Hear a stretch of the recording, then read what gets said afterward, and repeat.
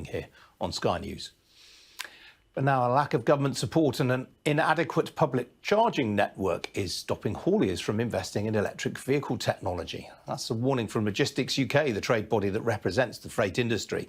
It says that if the logistics sector is to decarbonise effectively in line with the government's 2050 net zero target, more support will be needed. Well, joining me now is Michelle Gardner. She's Deputy Director of Policy at Logistics UK. Michelle, welcome to you.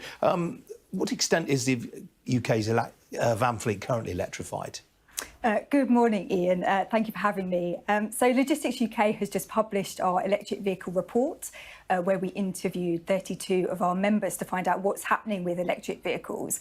And what they told us was 58% of them had switched some of their fleet to electric vans in the past 2 years. So we are seeing a good uptake of electric vans, but the reality is 0.9% of the total vehicle fleet is electric. So we still obviously have a substantial way to go. Crikey. I mean, what does it typically cost an operator to switch their fleet to all electric? Well, it's significantly more expensive than diesel equivalent. So you've got the higher cost of the vehicle itself. Then you've also got to pay for charging. So at a depot, you will need to put in charging. You also need to maintain the vehicles. Plus, the big cost for operators is also power supply.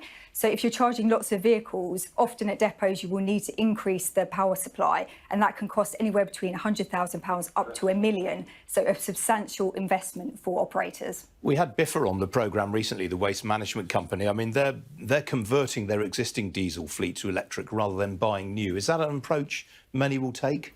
Yes, I think we're going to see different approaches. So either as a way to transition. So one thing we're talking to government about is low carbon fuels, because they can drop into vehicles and actually help to decarbonise up to 80% of the vehicle fleet now, as well as adjustments to vehicles already on the roads to help operators switch, because some vehicles are particularly challenging.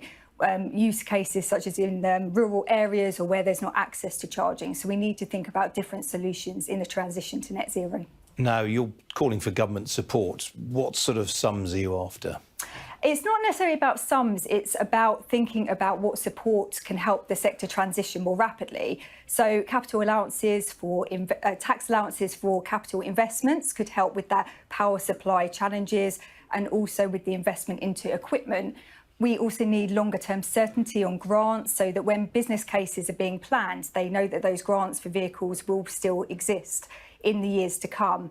But also it's about that fair and equitable solution for power supplies at depots. That is a real challenge if you're talking up to £1 million for vehicle operators. I mean, some might say, hang on, 2050 is 27 years away. Why the rush? Well, I know 2050 sounds like a long way away, but the first phase-out date for diesel vans is actually 2030, so about one vehicle life cycle away, and then 2035 for HGVs below 26 tonnes and 2040 for the largest HGVs. Do you think these targets are realistic? Well, they're phase-out dates, so it means that from those dates you won't be able to buy the older vehicles. You'll only be able to buy vehicles at a zero tailpipe emission. But we need to move quicker. If we're going to see the logistics industry rapidly change to zero tailpipe emission vehicles, we need to make sure the support is there. So that's why we're saying to government, help us on our journey, and then we can more rapidly reduce emissions.